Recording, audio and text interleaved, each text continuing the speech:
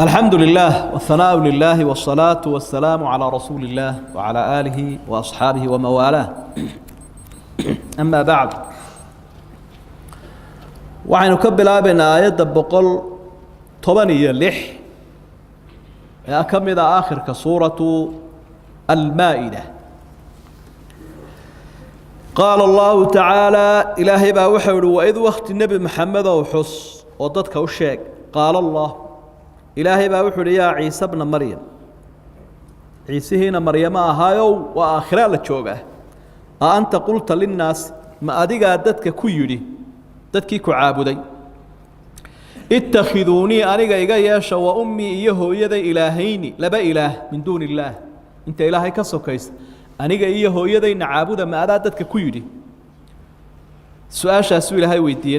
نبي عيسى آخره. قال مركان نبي عيسى وحولي: سبحانك تنزيها لك إله هذا حمان كهوفا ما يكون لي مهبونا أن أقول إن إلهه ما ليس لي بحق وحان قرئي الضوطون إيهين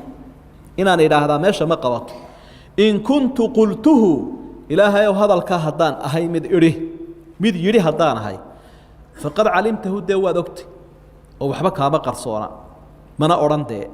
تعلم وادكت ما في نفسي نفت إذا وحى كتر ولا أعلم ما في نفسي إله نفت إذا وحى كتر دي أنو مؤجي إنك أنت أدعو إله وحى علام الغيوب وحمقا كيوكسون ما قلت الله إله يوكمان ورنين أمدي عابدي إلا ما أمرتني به وحي أنا قاعد فرتون بان قارسيان وشاقي أن اعبد الله إله عابد بان كل أمد مركي أنا الدنيا دي لتشوقي ربي وربك أنا جاي يدين كذا إله ربي جاي نوح عابد وانكور وكنت عليهم شهيدا وكنت وحنها عليهم دشودا شهيدا مد مرخاتي كوه ما دمت فيه من تيان دحجوجي فلما توفيتني كل كياد عركي قاضي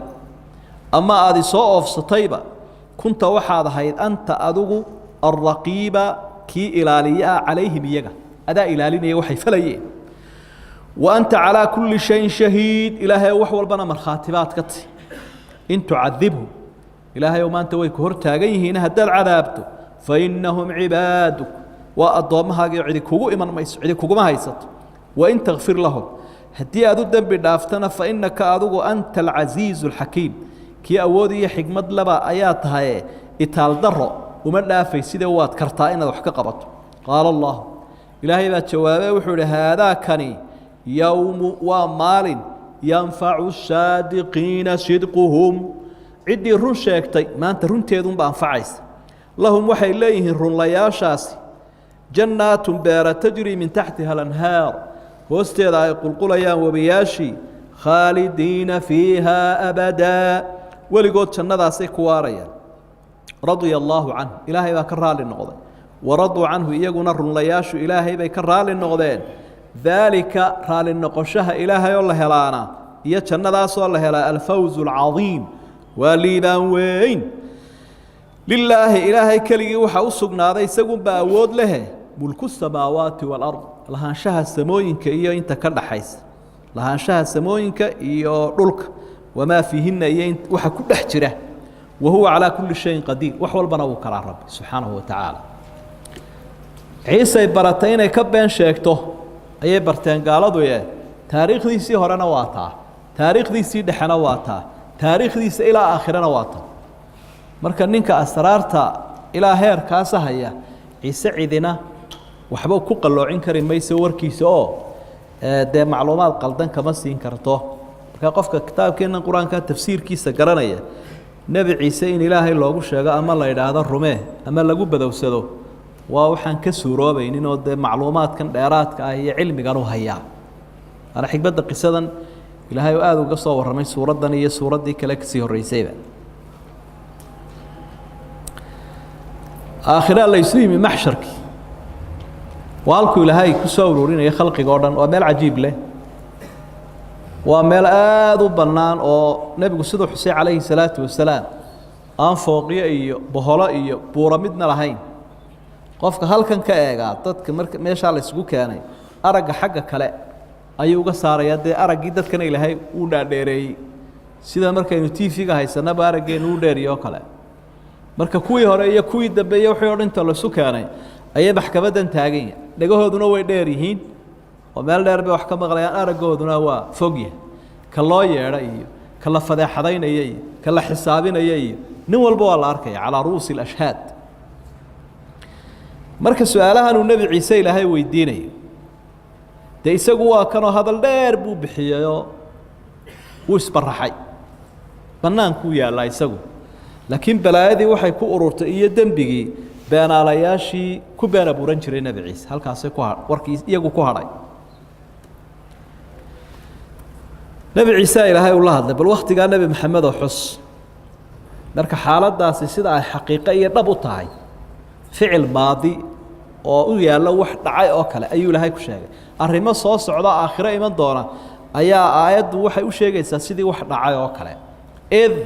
wakti ka waran qaala allaahu ilaahay baa yidhi ciisow ilaahay wuu yidhiba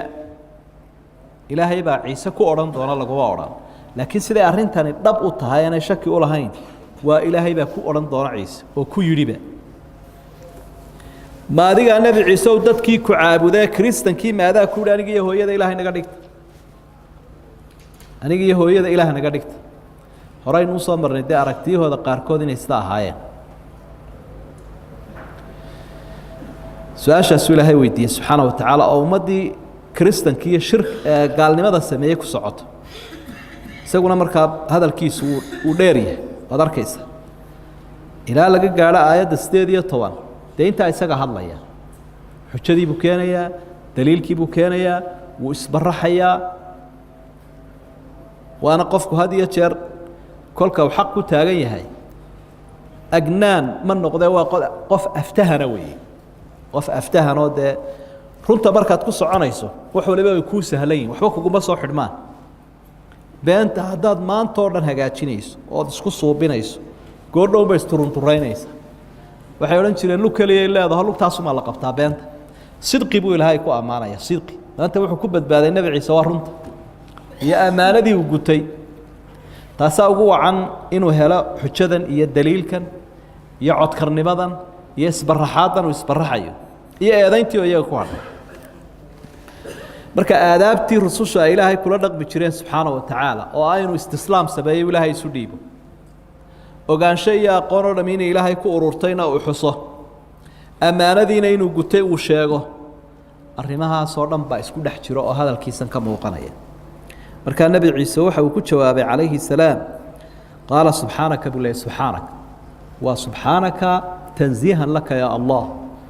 ilaahow adigaa ka hufan in cid kale lagula caabudo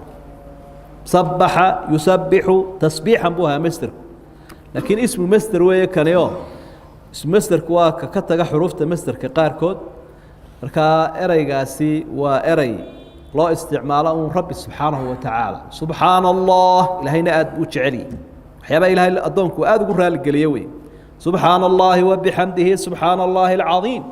kelmaduhu ilaahay aad iyo aad u jeceliye way addoonka ugu raali noqdo afgarashada rususha ayaynu qaadanaynaa ilaahay siyaabaha loo afgartay lagu raaligeliyo maa yakuunu lii an aquula maa laysa lii bixaq الكون المنفي في القرآن غالبه يكون ما ينبغي وما يجوز كان إياه وحيابها كسي ديق ما مركي القرآن إياه منفي مادان والله أذيك سدي حرفها ديد مدى وحي نقضان إله وحي نقضان حلالنا معها منها بونا لبدا بيسكودا إلهي حلالنا إناها ماشنا ما قوته ومها بونا إن ددكي جارسيو وحان قرهين وحان أشياء وحي حقها بها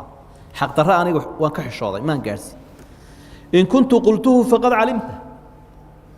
دي هدي أنا روا دكت وحباك قرصونات إلهي وحول بواد ويده إلهي وحك قرصوني ما تشريه حدنا ملايك بود دري وحبا ضدك لقى قري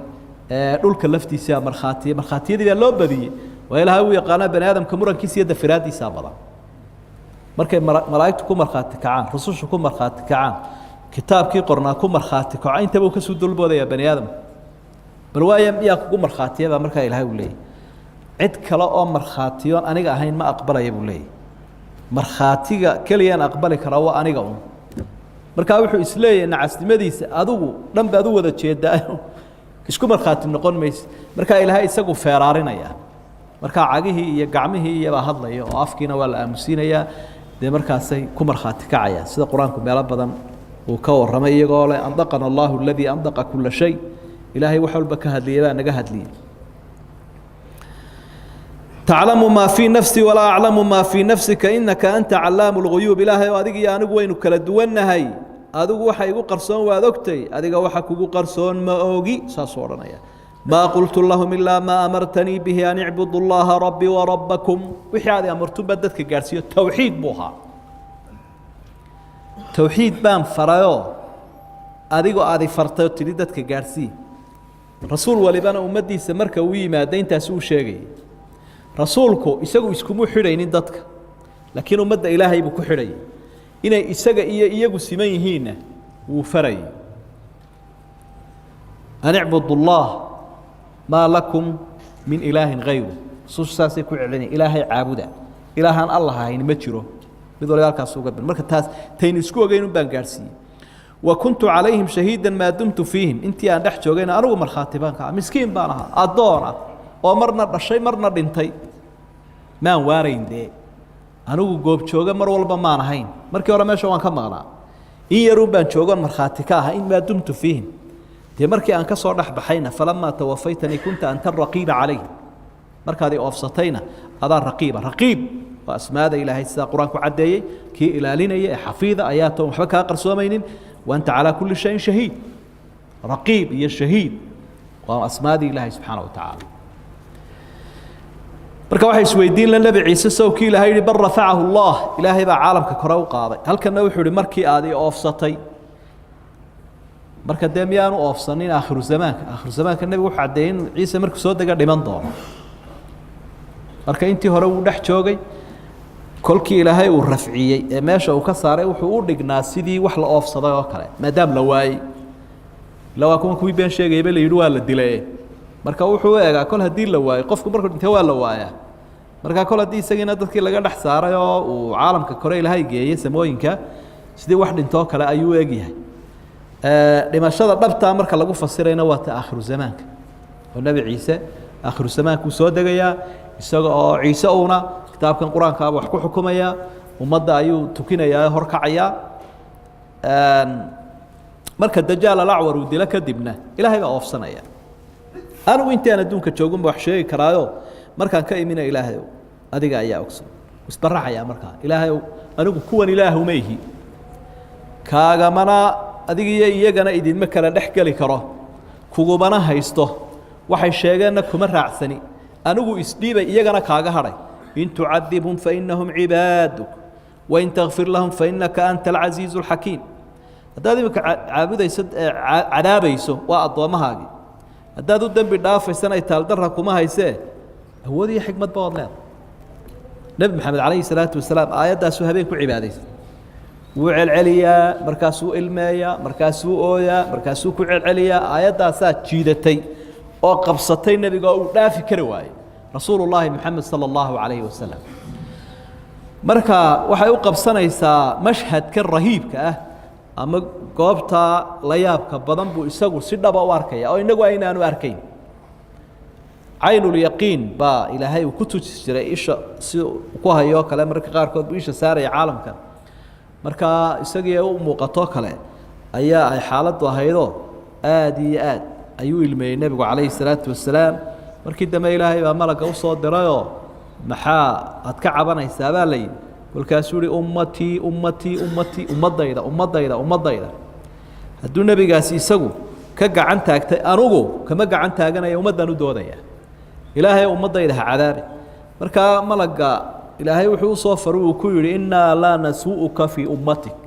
annagu ummadaada kugu xumayn mayno ee waanu hagaajin doonaaye iska aamus buu ilaahay ku yidhi nebi maxamed calayhi salaatu wasalaam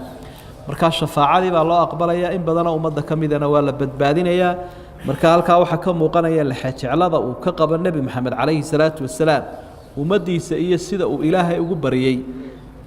uu ugu doodayo sallallahu calayhi wasallam aayadan dambe marka gabagabadu qisada soo gabagabaynaysa waxay tilmaamaysaa qofku inuu xaq iyo runta ku egaado oo uu ku noolaado ku dhinto waanu u aayi doonaa maalinka arrimo adagiin